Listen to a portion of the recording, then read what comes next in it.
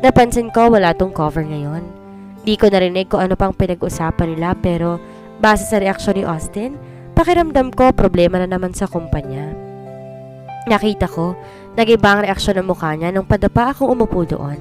It is like I'm hugging the chair and I feel so comfortable in that position. Tinagilid kong ulo para maging mas komportable ako. I closed my eyes to relax myself. Di ko pinansin ang kakaibang tinging pinukol ni Austin sa akin.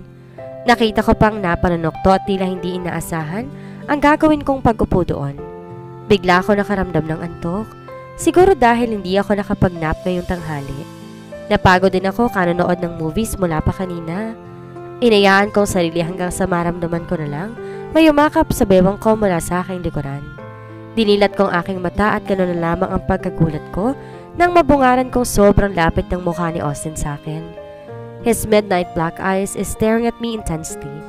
He looked at me full of glee and dust. Parang lalasing ang mga mata niyang nakatitig sa akin. I felt his hand went up and simply caressed my breast. Ang mainit itong palad tila nagpapaliyab sa apoy na nagsisimulang sumiklab sa kaloob-looban ko. Why are you doing this to me, baby? Kakalabas ko sa mall dahil may binili ako at sabay na grocery na rin.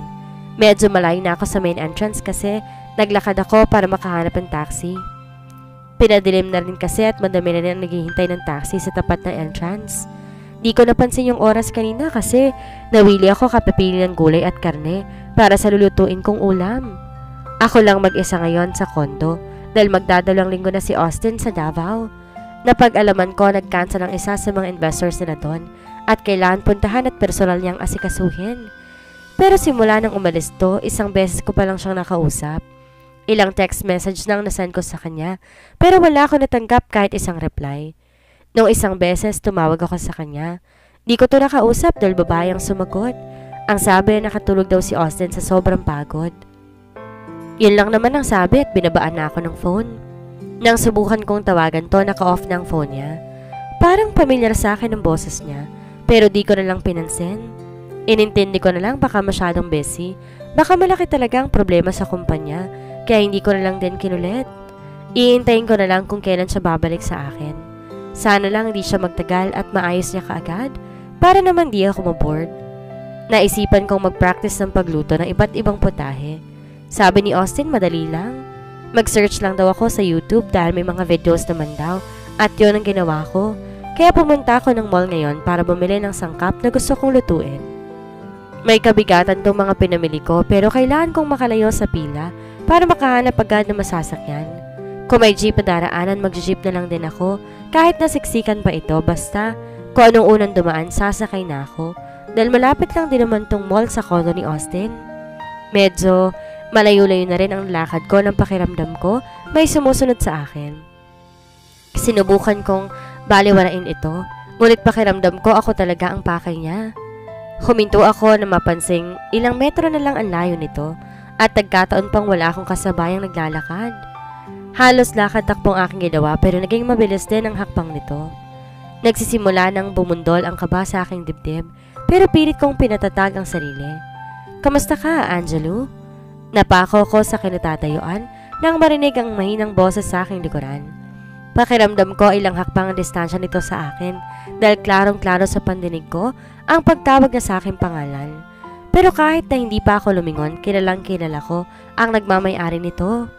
Hindi ako gumalaw dahil pakiramdam ko nagsiakyatan lahat ng dugo ko sa aking ulo sa sobrang takot. Nagsimulang manginig ang tuhod ko at pakiramdam ko lalabas ang puso ko sa aking dibdib sa sobrang lakas ng pagtibok nito.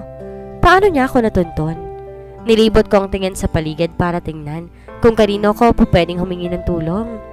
Nakita ko ang babaeng katapat ng kondo ni Austin na nasa kabilang bahagi ng kalsada at nakatingin sa akin. Kahit nakasombrero to, nakilala ko siya. Bigla ako nabuhay ng loob dahil sa nakita ko. Kahit di kami magkaibigan, nagbabaka sakali pa rin ako na tutulungan niya ako at sakali mang may gagawing masama ang taong nasa likuran ko ngayon. Nagmamakaawa akong tumingin sa kanya pero ngumisi lamang ito. Tinaasan niya ako ng kiri at nag-flying kiss pa sa akin na tila nang uuyam. Napakulot noo ako sa ginawa niya dahil hindi yun ang inaasahan ko. Bakit parang natutuwa pa ito sa nakikitang takot sa mukha ko? Please, help me. I mouthed pero tinaas niya ang kamay niya at isa-isang ginalaw ang daliri na tila kumakaway sabay sabi ng bye-bye ng paulit-ulit. Nakita ko pa ang pagtaas na sulok ng labi niya. Hindi ko alam kung para saan ang mga yon. Wala na akong panahon para alamin pa. Sumaludo pa to sa akin bago tumalikod, sabay sabi ng adios baby girl. At talagang inayos niyang pagkakabigas ito. Muli kong nalibot ang aking tingin sa paligid, pero wala masyadong tao dito. Abot-abot na ang kaba na aking nararamdaman dahil pakiramdam ko, mas lumapit sa akin ang taong kumausap sa akin kanina. Akala mo hindi kita matutunton, pamangkin? Nanindig ang balahibo ko sa paraan ng pagkakabigkas niya sa huling salita. Alam kong iba ang ibig sabihin ng pagkakabigkas niya roon. Pakiramdam ko'y may halotong pagbabanta.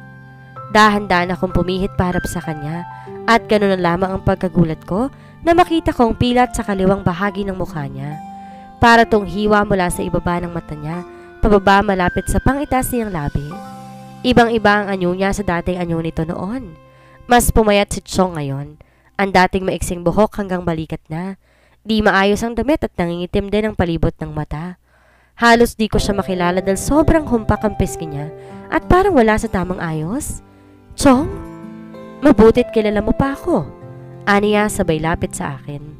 Nabitawan ko ang aking dala na makita kong nilabas ito ang patilim na dala niya. Huwag kang gumawa ng eksena kung ayaw mong saksakin kita nitong hawak ko. Banta niya sa akin. Nagsimulang manginig ang katawan ko at pakiramdam ko, nawawalan ako ng lakas sa sobra kong takot. Paano nga kung tutuhanin nito ang sinabi niya? Ayoko pang mamatay. Chong, please, maawa ka sa akin. Awa? Bakit ako maaawa sa'yo? Kita mo ba tong pilat sa mukha ko? Sabay turo niya sa kaliwang pisngi niya. Ikaw ang may kagagawa nito. Kayo ni Norma. Kayo ng hilaw mong tiyahin. Nanlilisik ang mata ni Chong na tumingin sa akin. Pero kailangan kong kumalma kahit nanginginig na ang laman ko sa sobrang takot ko sa kanya. Hindi ako po pwedeng magkamali dahil tiyak, isang saksak niya lang sa akin nang dala niyang patalim mangingintab pa sa talas, tiyak, patay ako. Anong ibig niyong sabihin, Chong? Alam mo, Angelo, di ko alam kung mabait ka talaga o sadyang tanga ka lang. Umabot ka sa ganitong edad, hindi mo man lang natanong ang sarili mo kung totoo ka ba talagang pamangkin ni Norma? Napakabobo mo talaga, no? Nanguuyam itong tumingin sa akin. Di ko alam kung anong dapat kong maramdaman sa mga pinagsasabi ni Chong dahil nahihirapan ang utak kong iproseso ang mga pinagsasabi nito. Para akong biglang nablangko sa revelasyon ni Chong sa akin. Napagkamalan ka lang namin noon, alam mo ba yon? Ikaw ang nadala sa amin sa halip ng batang mayaman na iniutos sa amin ng amo namin. Ikaw ang nabitbit ni Norma.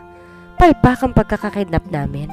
Imbes magkapera, minalas patuloy kami ng dahil sa iyo. Umiling-iling pa ito. May paiyak-iyak ka pa? Di naman pala ikaw ang pakay namin. Kung alam ko lang maling batang nadukot namin, edi sana, hinulog na lang kita sa van para tapos ang problema ko. Umiling pa ito ulit at parang natatawa, naalala ang kapalpakan nila. Pero pasalamat ka rin kay Norma. Kung di dahil sa kanya'y matagal ka ng patay. Tangang babaeng yun eh. Kung sana pinatay ka na lang niya nung bata ka pa, edi wala ka na ngayon. Hindi sana kami aabot sa ganito. Hanggang ngayon, wala pa rin kawala sa akin. Dahil sa'yo nakulong ako at saka ang pilat kong to, ikaw ang dahilan. Kailangan ko pang makipagbugbugan sa loob ng kulungan para lang makatakas. Mapakla itong tumawa. Tapos ano? Pagkatapos ka namin buhayin, ito pa igaganti mo? Habang humahakbang siya palapit sa akin, umaatras din ako. Hindi ako papayag na makalapit siya sa akin. Pero hindi ko inaasahan ang bigla niyang dambahin kaya't nawalan ako ng balanse. Tulong! Tulungan niyo ako! Sinubukan kong sumigaw pero para ako nabingi nang malakas niyang sinuntok ang sikmura ko. Namilipit ako sa sobrang sakit ng pagkakasapak niya sa akin. At di pa to nakontento. Sinampal niya pa ako gamit ang bakante niyang kamay. Halos mabingi ako sa lakas sa pagkakasampal niya. Halos di ko na maramdaman ang mukha ko dahil namamanhid na ito. Subukan mong sumigaw ulit at hindi ako magdadalawang isip pa. Isasaksak ko to sa'yo. Banta niya sa akin sa nanlilisik na mga mata. Tayo! Hinila niya ang buhok ko. Huwag kayong makikialam. Sigaw niya sa dalawang babaeng akbang tutulong sa akin. Pamangkin ko to. Naglaya sa amin, sumama sa kasintahan. Iuuwi ko lang. Nagmamakaawa akong tumingin sa dalawang babae pero tumalikod na ito. Hay nako, kabataan ngayon.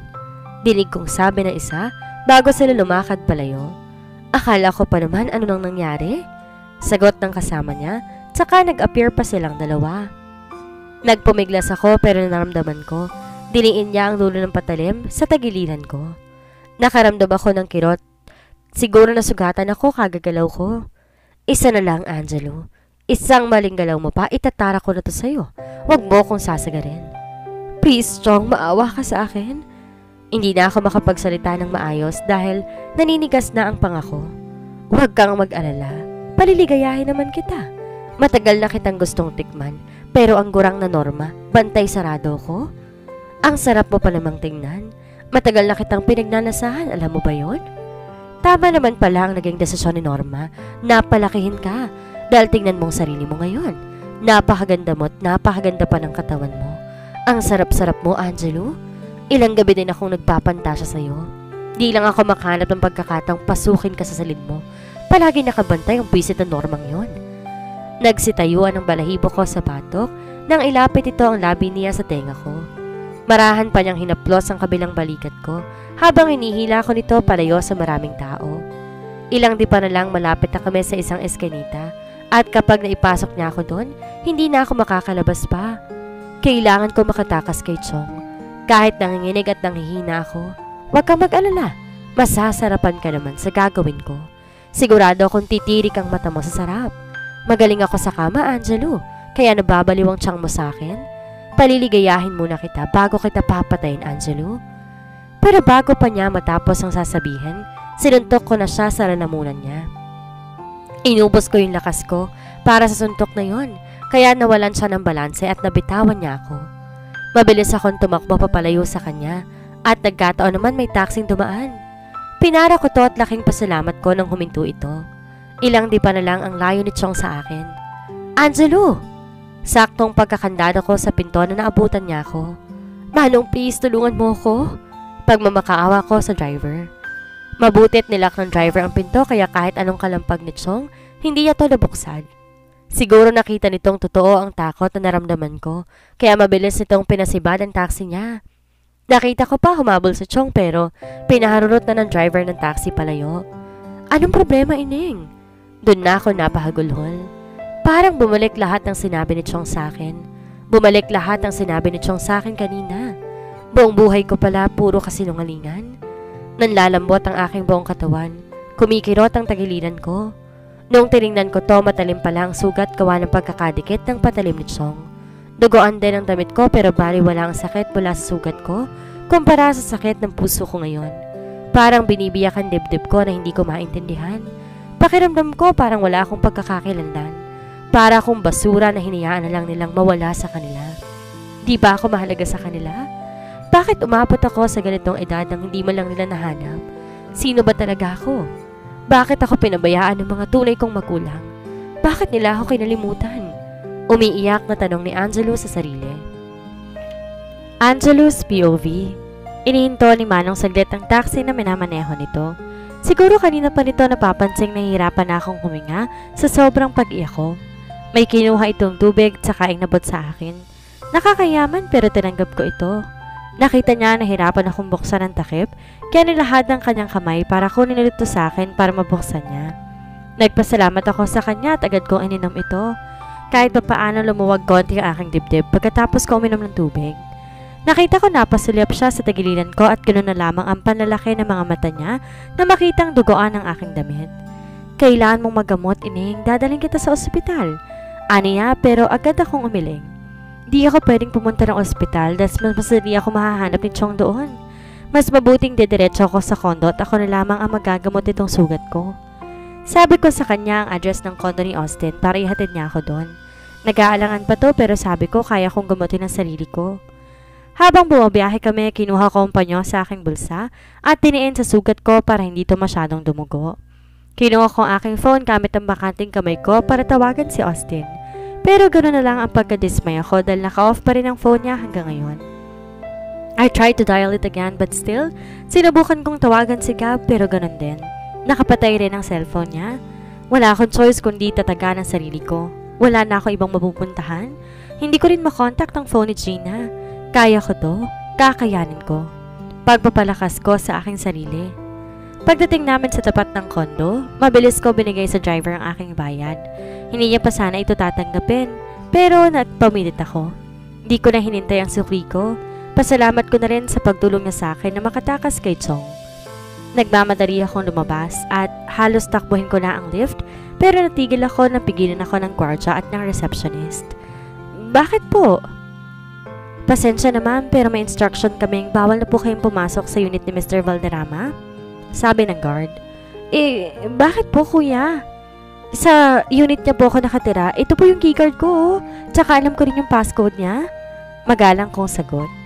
Pilit ko inaayos ang tayo ko kahit ang totoo nangihina ng tuhod ko. Medyo lumalabo na rin ang paningin ko dahil sa sugat ng sa aking tagiliran. Wala ako ibang mapupuntahan. Nasa kondo ni Austin ang mga gamit ko. Hindi ko rin alam kung saan ako magtatago palayo kay Chong. Nakita ko na tigilan si kuya na makita itong dugaan ang damit ko, kaya tumagilid ako para itago to sa kanya. Kuya, kailangan ko na pong makaakyat. Nakita kong napasulip siya sa sugat ko.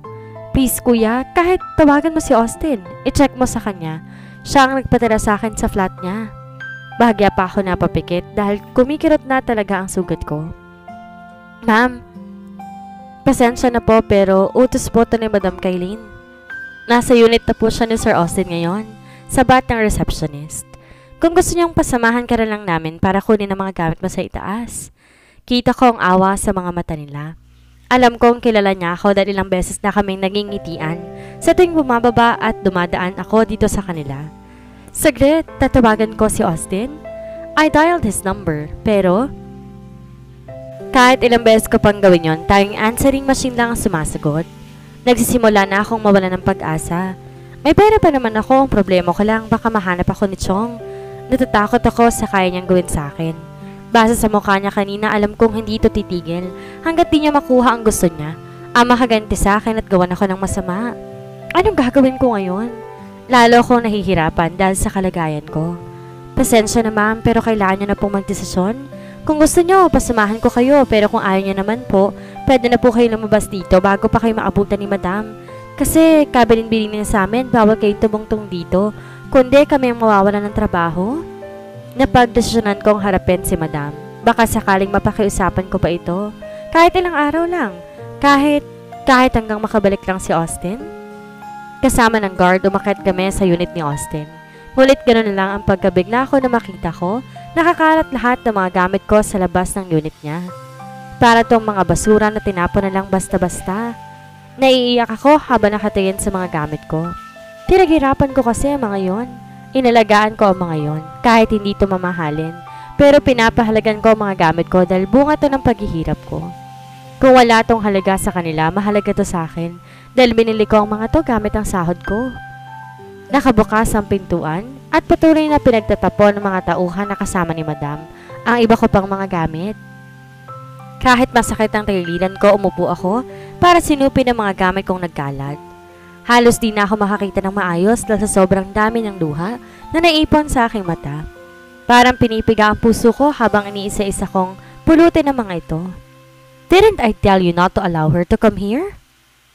Napatigil ako sa pagpulupot nang marinig kong pagsigaw ni Madam sa gwardyang kasama ko. Dinuro-duro pa niya ito at kung ano-ano pang masasakit na salita ang kanyang binitawan. Lumapit pa ang mga tauhan niya takmang sasaktan ng gwardya pero agad kong iniharang ang sarili ko. Wag po! Ako po nagpumilit na umakyat dito. Pakiusap ko sa mga tauhan ni Madam. Pagkatapos sinarap ko si Kuya Guard at sinabihan ko siyang iwan na lamang ako dito. Tumango lamang ito at nagmamadaling umalis. Yung mga tao sa ibang unit na kalabas na rin. Pati na ang babaeng nasa katapat na unit ni Austin. Ngumisi pa ito sa akin. I did not expect na nagpapalaki pala ako ng ahas sa sarili kong pamamahay. Bungad ni Madam sa akin. Yumuko ako. Everyone, this girl in front of you is our maid. Kuha niya sa atensyon ng mga nanonood sa amin. Ay, as in katulong? Sabat ng isa. Yes, you're right. Katulong ko sa mansyon pero inakit ang kaisa-isang anak ko para hindi matuloy ang kasal nito sa babaeng gusto kong ipakasal sa kanya.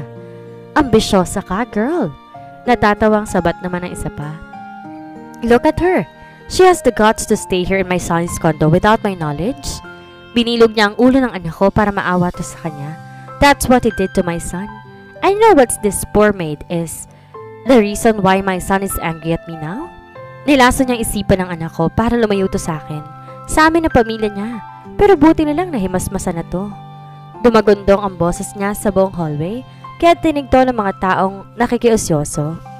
Dinig ko pang napasingha pa mga to pagkatapos nagbubulong-bulungan. Pero wala akong pakialam kung ano ang nasa isip nila dahil alam ko sa aking sarili na hindi ako ganon.